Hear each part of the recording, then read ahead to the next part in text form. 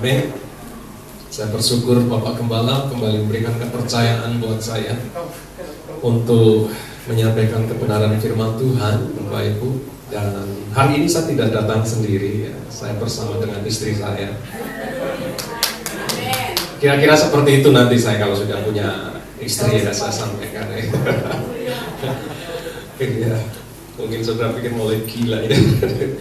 Enggak ya, itu bahasa profetik, bahasa iman, ya, bahasa iman supaya apa yang kamu imani itu yang akan terjadi. Amin. Hari ini saya mau menyampaikan kebenaran firman Tuhan masih dalam tema yang sama seperti yang Bapak Gembala sampaikan, yaitu mengenai tentang iman. Minggu yang lalu Bapak Gembala menyampaikan tentang tetap tegar di masa yang sukar, ya, di ibadah pagi lalu ibadah sore. Bapak Gembala menyampaikan kebenaran firman Tuhan tentang, mana catatan saya? Ya, ibadah sore tentang kebenaran firman Tuhan. Ya, ya, kebenaran firman Tuhan lah. Pas Allah tentang apa lagi? Baik. Pagi hari ini iman yang bertumbuh dewasa, ya. Baik, pagi hari ini saya ingin menyampaikan kebenaran firman Tuhan tentang iman yang hidup. Apakah PowerPoint bisa tampil? Belum? Sudah? Belum bisa, baik, ya. Tema pagi hari ini adalah tentang iman yang hidup, Bapak Ibu. Ya, tentang iman itu ada beberapa hal. Hidup oleh iman dan juga iman yang hidup. Nah, saudara bisa membedakan nggak antara sesuatu yang hidup dan sesuatu yang mati? Bisa, ya. Kalau tumbuhan itu dibilang hidup, apa kira-kira cirinya, Bapak Ibu?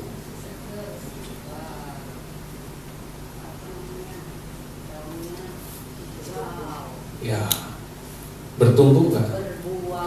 Bertumbuh. Ada perubahan nggak? Ada perubahan, ya kan? Iman yang mati ada apa? Sesuatu yang mati ada perubahan nggak? Ada juga. Semakin layu, ya kan?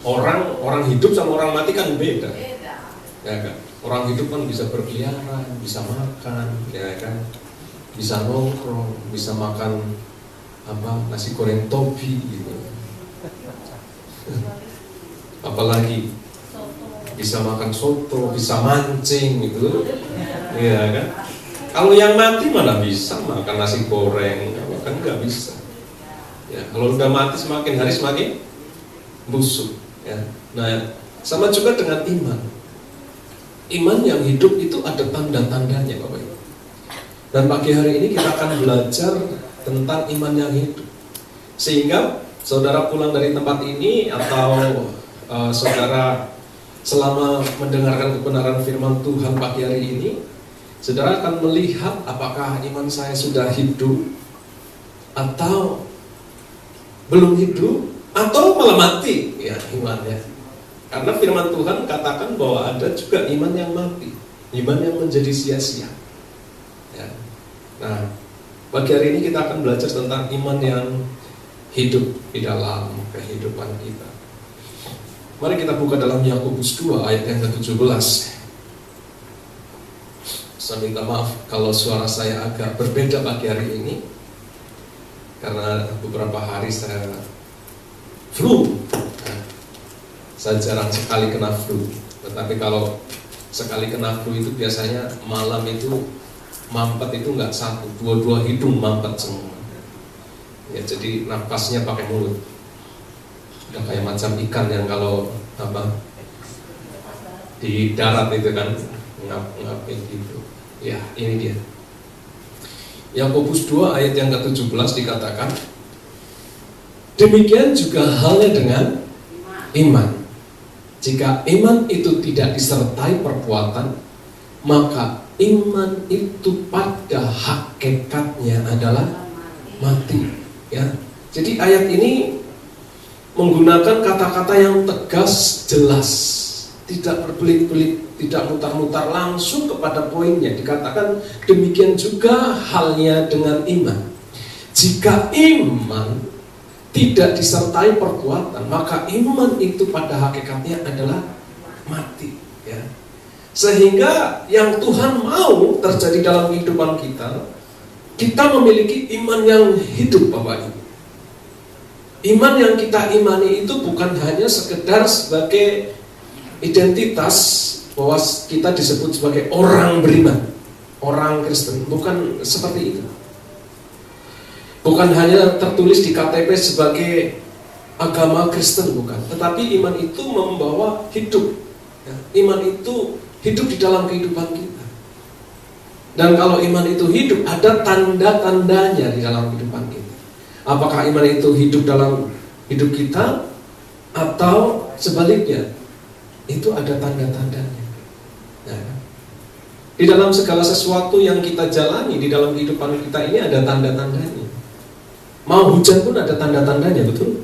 Langit menjadi gelap, ya, angin, kilat, ya, ada tanda-tandanya. Orang kalau lagi jatuh cinta pun ada tanda-tandanya, betul?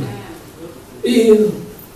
Yang biasanya datang ke gereja lambat, ini kenapa jam 9 ibadah, jam 7 sudah datang, gitu kan? Mungkin ini seperti itu, ya kan? Yang biasanya nggak dandan, ya kan? Kalau ke gereja nggak mandi, nggak gosok gigi, ini mungkin udah pakai bedak kiri kanan, pakai gincu, gitu. Tanda-tanda, mungkin ada tanda-tanda, ya kan? Orang kalau lagi stres pun ada tanda-tandanya, betul. Iya. Biasanya orang kalau lagi stres, kalau lagi depresi, kalau lagi ada masalah, biasanya gampang tersinggung, betul kan? Iya, ada tanda-tandanya. Ya. Demikian juga dengan iman. Apakah iman itu hidup dalam kehidupan kita? Itu juga ada tanda-tandanya, Bapak Ibu. Kita bisa melihat bahwa orang ini memang iman Kristennya hidup. Itu ada tandanya, ada cirinya, ya. Lalu bagaimana tanda iman itu hidup dalam kehidupan kita? Hari ini saya akan berbagi 3 poin. Sebenarnya ada beberapa poin, ya, sekitar 6 poin, tetapi bagi 3 poin untuk pagi hari ini. Yang pertama, iman yang hidup adalah iman yang membawa perubahan di dalam kehidupan kita. Mari kita melihat di dalam 2 Korintus 5 ayat yang ke-17. 2 Korintus 5 ayat yang ke-17.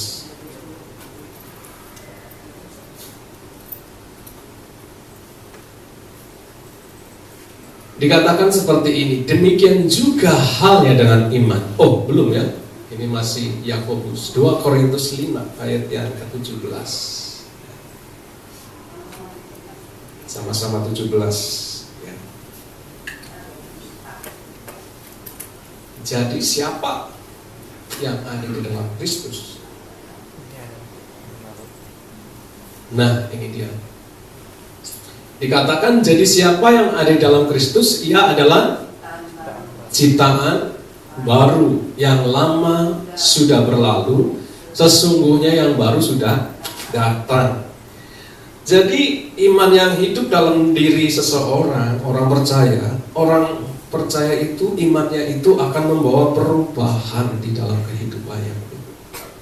Ya, imannya akan membawa perubahan di dalam Kristus. Orang itu menjadi berubah, bukan seperti Power Rangers, ya, yang manusia biasa tiba-tiba berubah jadi semua bentuk fisiknya berganti. Bukan seperti itu.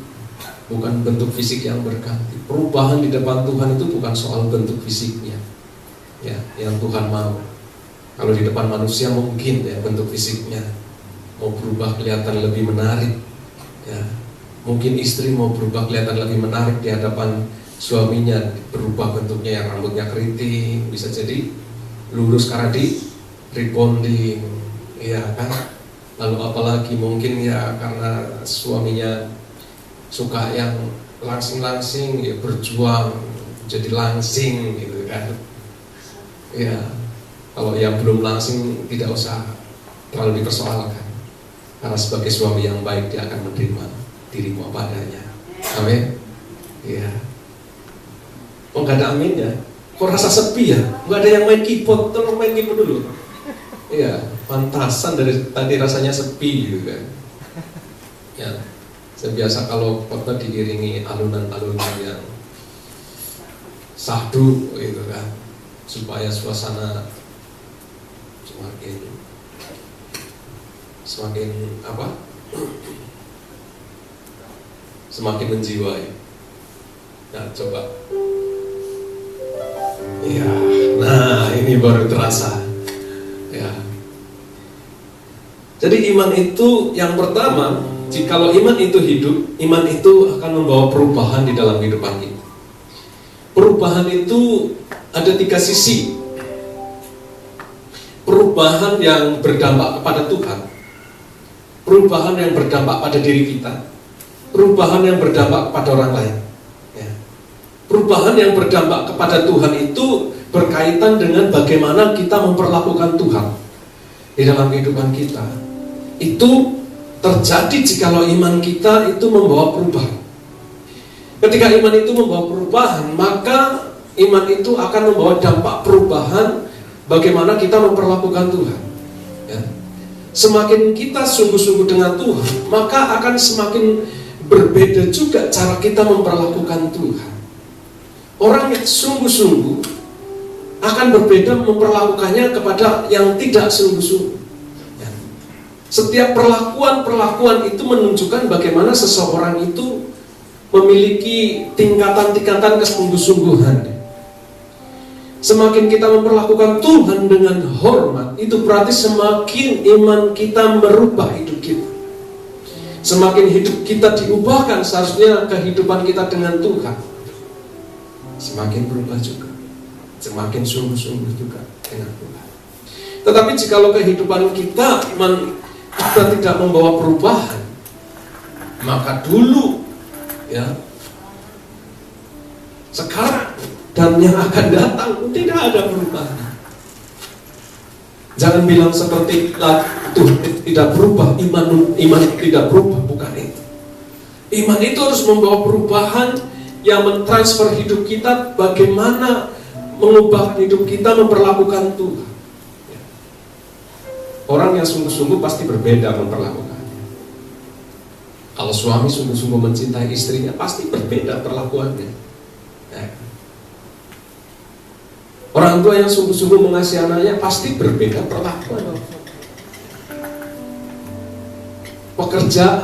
Seorang pekerja yang sungguh-sungguh bekerja pasti berbeda perlakuannya ketika ia bekerja. Orang yang sungguh-sungguh melayani pasti berbeda cara dia melayani. Ya. Iman yang membawa perubahan, yaitu perubahan hidup kita. Yang pertama, soal hubungan kita dengan Tuhan. Adakah iman kita sudah membawa perubahan kita sehingga kita semakin sungguh-sungguh dengan Tuhan? Atau hubungan kita dengan Tuhan ya seperti hanya sebatas alang kadarnya saja? Hari-hari ini orang hanya bisa seperti beragama tapi tidak bertuhan. Itu yang menakutkan. Sehingga ke gereja itu rutinitas, tapi bukan spiritualitas. Saudara bisa bedakan ini?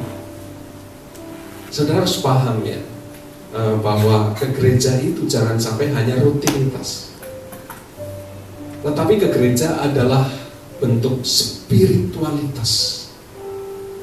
Iman kita kepada Tuhan, ada spirit kita, ada jiwa kita di situ. Ya. Sehingga kita menemukan Tuhan di dalam ibadah. Ibadah itu kan salah satu tujuannya adalah kita memiliki perjumpaan pribadi dengan Tuhan. Salah satu tujuannya itu. Yang lain ada banyak hal. Salah satu tujuan daripada kita beribadah adalah menemukan Tuhan di dalam ibadah itu. Apakah kita sungguh-sungguh menemukan Tuhan di dalam ibadah kita? Jikalau ibadah kita itu kemudian membuat kita semakin berubah, ya. Pulang dari gereja kita berubah. Semakin ke gereja semakin diubahkan. Yang repotnya dari kecil sudah ke gereja sampai tua tetap ke gereja, tapi hidupnya tidak diubahkan. Repot. Itu makanya iman yang membawa perubahan yang pertama, iman itu akan merubah hubungan kita dengan Tuhan. Ya. Jadi bukan hanya soal identitas, rutinitas, tetapi spiritualitas yang mengubah hidup kita. Cara pandang kita kepada Tuhan, cara kita menghormati Tuhan. Oleh karena Kristus yang ada dari kita menjadikan kita baru. Ya. Itu makanya di dalam Efesus dikatakan memang kamu dahulu adalah kegelapan, orang yang hidup dalam kesia-siaan penyembahan berhala. Tetapi sekarang kamu adalah penurut-penurut daripada Tuhan, anak-anak Tuhan. Oleh sebab itu hiduplah seperti anak-anak terang. Ya. Di dalam Efesus seperti dikatakan. Bagaimana kisah di dalam Alkitab yang menggambarkan tentang perubahan? Kita bisa melihat dari kejadian atau kisah seorang yang bernama Sakeus. Saudara tahu tokoh Sakeus? Apa yang saudara tahu tentang Sakeus?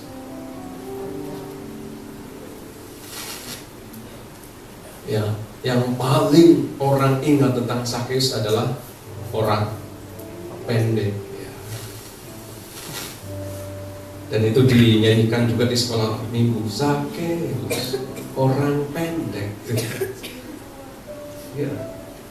Dia harus berlari naik ke atas pohon untuk melihat Yesus ketika datang. Dan ketika ia berjumpa dengan Tuhan, ada perubahan dalam kehidupan. Sebelum ia mengenal Tuhan, kehidupannya adalah kehidupan yang dibenci oleh orang. Karena Sakeus ini dianggap pengkhianat. Ya, dia seorang Yahudi, tetapi dia bekerja untuk Romawi, untuk Roma sebagai pemungut cukai. Sehingga Sakeus adalah orang yang sangat dibenci, dianggap pengkhianat. Ya. Tetapi ketika ia berjumpa dengan Tuhan, ada perubahan hidup yang terjadi. Yang pertama adalah perubahan hidupnya dengan Tuhan. Ia mengasihi Tuhan. Yang pertama, yang kedua, perubahan apa yang terjadi? Yang kedua adalah perubahan pribadi. Pribadi yang diubahkan. Ya. Ketika kita berjumpa dengan Tuhan, pribadi kita harus berubah. Pasti berubah. Ada perubahan-perubahan yang di dalam Roma 12 ayat yang kedua dikatakan jangan kamu menjadi serupa dengan dunia ini, tetapi berubahlah oleh pembaharuan budi. Itu adalah berbicara tentang karakter, kepribadian. Jadi perubahan yang Tuhan mau di dalam diri kita adalah perubahan secara karakter, kepribadian yang mengubahkan akal kita, pikiran kita, budi kita.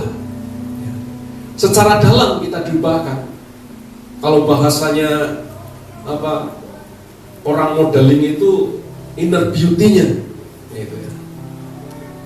Hari ini Listi tidak ada di tengah-tengah kita. Pantasan Jeprindo kurang semangat melihat. Enggak, tetap semangat. Saya lihat si Listi, dia sudah mulai terjun di dunia modeling. Ya. Saya lihat story-nya. Saya minta maaf karena sambil khotbah sambil ingusan. Saya lihat story-nya dan dia lagi diajar bagaimana cara berjalan seorang modeling. Nah, tadi saya praktekkan waktu di bawah dan Ibu Nancy pikir kenapa orang gitu. Karena saya mempraktekkan si Listi itu. Jadi seorang modeling itu salah satu cara berjalannya pun diajar kayak gini.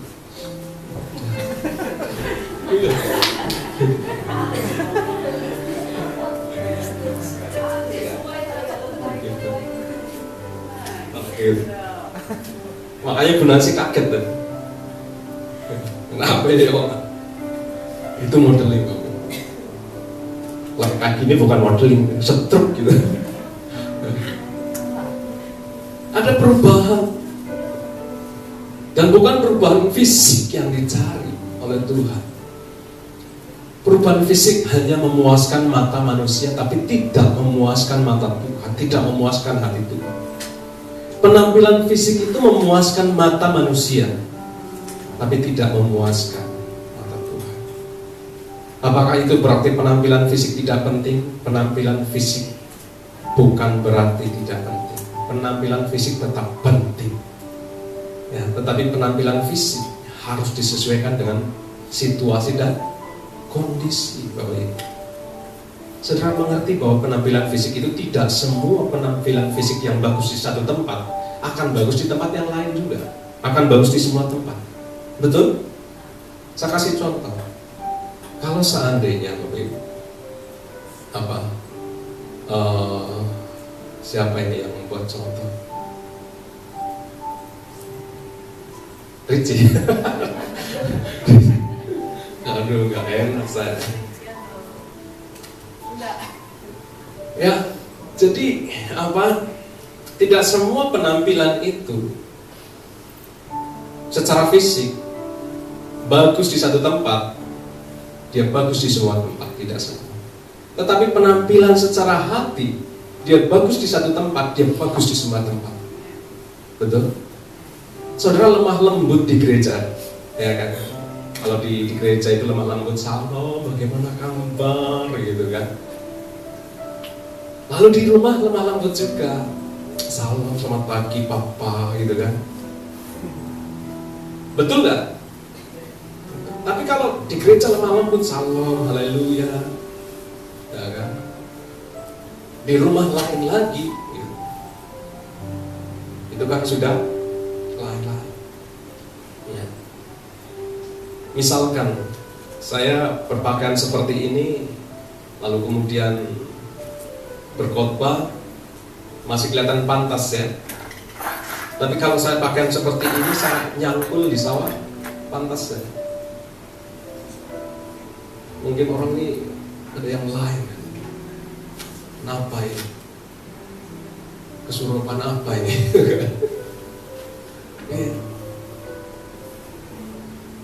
Jadi segala sesuatu yang berubah di dalam diri kita itu akan pas, akan menjadi kebenaran di setiap situasi dan kondisi. Ya. Kalau saya ngomong jujur di sini, terus saya ngomong jujur di Jawa sana, terus ngomong jujur di Sumatera sana, ngomong jujur di semua tempat, itu kan bisa diterima semua kan. Tetapi kalau fisik, penampilan fisik tidak menjadi jaminan bahwa dia bagus di satu tempat, tempat lain dia bagus. Ya, itulah yang Tuhan mau. Yang Tuhan mau adalah perubahan secara pribadi, karakter kita. Adakah saudara sudah mengalami perubahan secara hubungan dengan Tuhan? Adakah saudara sudah mengalami perubahan secara karakter, akal budi, hati? Atau saudara masih adalah orang-orang yang garang? Itu menjadi koreksi kita. Kita melihat bagaimana Zakheus diubahkan dalam Lukas 19 ayat 7 dan 8 dikatakan, tetapi semua orang yang melihat itu bersungut-sungut katanya, ia menumpang di rumah orang berdosa. Jadi pada saat Tuhan Yesus datang di tempat Zakheus, ya, orang-orang itu menilai, Tuhan Yesus ini menumpang di tempat orang berdosa. Ya. Tetapi apa yang Zakheus katakan? Tetapi Zakheus berdiri dan berkata, "Tuhan, setengah dari milikku aku berikan kepada orang miskin, dan sekiranya ada sesuatu yang kuperas dari seorang akan kukembalikan 4 kali lipat." Ada perubahan yang terjadi. Zakheus dipandang sebelah mata Sakeus orang yang dibenci, Sakeus orang yang tidak disukai oleh bangsanya sendiri, karena Sakeus dianggap pengkhianat, mengambil pajak yang begitu berat, dan itu diberikan kepada Roma saat itu, penjajah, yang dianggap penjajah. Tetapi ketika Sakeus bertemu, berjumpa dengan Tuhan Yesus, ada perubahan yang terjadi. Ia mengasihi Tuhan sehingga ia berjuang untuk berjumpa dengan Tuhan. Orang yang mengasihi itu ada perjuangan untuk membuktikan kasihnya. Nah, kan? Kalau orang yang mengasihi tidak ada perjuangan, bagaimana itu bisa disebut mengasihi? Entah disebut apa, saya kurang tahu. Tapi yang saya percaya bahwa orang-orang yang mengasihi pasti ada perjuangan. Ada perjuangan yang dilakukan. Bahkan ketika Tuhan Yesus mengasihi kita pun ada perjuangan yang Tuhan kerjakan. Sehingga kekristenan itu bukan sekedar berbicara tentang matematis. Nah, kan kekristenan diserang hanya soal matematis yang paling sering. Orang Kristen menyembah 3 Allah. Kekristenan itu bukan hanya soal matematis. Tritunggal itu bukan soal matematis yang 1 tambah 1 tambah 1 sama dengan 3. Bukan itu. Kekristenan berbicara soal karya Allah dalam kasih-Nya. Sehingga Kristus, Allah Bapa, Tuhan Yesus, dan Roh Kudus mengambil perannya masing-masing dalam satu kesatuan yang ilahi. Bukan berarti kita menyembah 3 Allah.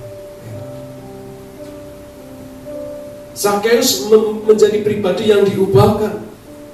Bagaimana hidupnya diubahkan.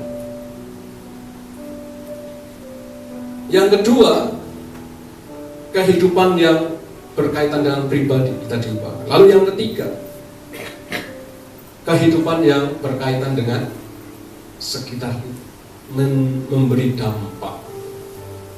Sakeus memberi dampak. Dikatakan bahwa setengah dari milikku akan kuberikan kepada orang miskin. Ada perubahan. Mungkin dulu Sakeus pelit, ya. Belit. Tapi ketika sudah berjumpa dengan Tuhan, dikatakan bahwa setengah dari milikku akan kuberikan kepada orang miskin. Dan sekiranya ada sesuatu yang aku peras dari seseorang, akan kuberikan 4 kali lipat. Waduh, ini luar biasa, ya. Kalau bukan karena dia berjumpa dengan Tuhan, mungkin dia akan tetap menjadi orang yang pelit, ya. Dan itu menjadi gambaran, menjadi pelajaran bagaimana seorang yang memiliki iman yang hidup, orang itu akan berubah. Orang itu akan berubah. Orang yang dulunya pelit, sekarang kemudian jadi kikir. Itu sama saja. Apa bedanya? Ya. Yang dulu suka maki-maki, sekarang suka sumpah serapah. Apa bedanya? Ya kan? Dulu suka maki-maki, kalau maki-maki dasar kamu apa segala macam, kebun binatang datang. Sekarang setelah masuk gereja masih tetap sama. Apa bedanya? Itu tanda kalau imannya mati. Gitu. Seharusnya kalau dulu sebelum kenal Tuhan pemarah, ya kan? Setelah kenal Tuhan menjadi orang yang sabar, ya kan? Tidak gampang marah, tidak gampang emosi.